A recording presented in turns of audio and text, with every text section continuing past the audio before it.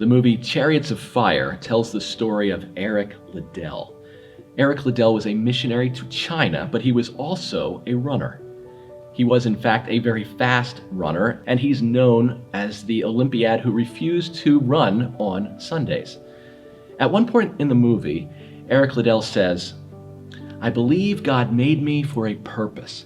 He's actually talking about the purpose of God sending him to China as a missionary. He says, "I believe God made me for a purpose, but he also made me fast. And when I run, I feel his pleasure." We also look to experience God's pleasure, the joy and peace, the satisfaction and fulfillment that comes from doing what we were made to do.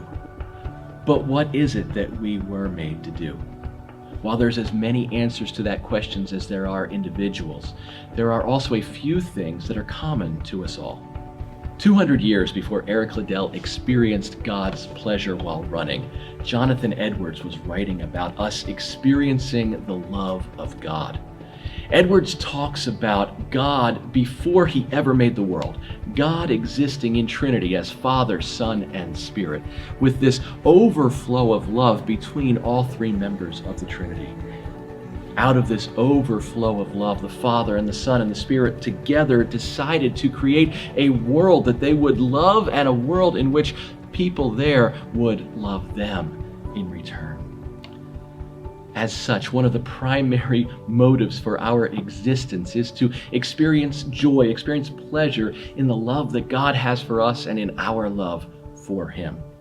Or as the old catechism makes clear, what is the chief end of man?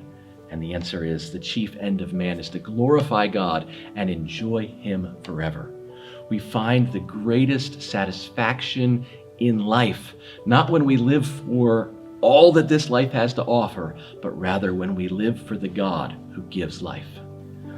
We are made to be followers of Jesus. We are made to experience joy and peace, satisfaction and fulfillment. We are made to be happy in Jesus. We are made to experience God's pleasure. We are made to find joy as God is smiling on us. But do you feel the pleasure of God as intensely and frequently as you desire? When we ignore what we were made for, we miss out on joy. When we ignore what we were made for, life becomes boring and dull. It's like a horse that never gets to run or a bird that never gets to soar. When we ignore what we are made for, we miss out on experiencing God's pleasure with us. How do we gain these life-giving purposes?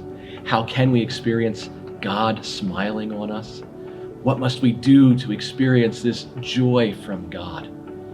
In the series Made for This, we discover together a path that God has provided for us in order to discover this joy.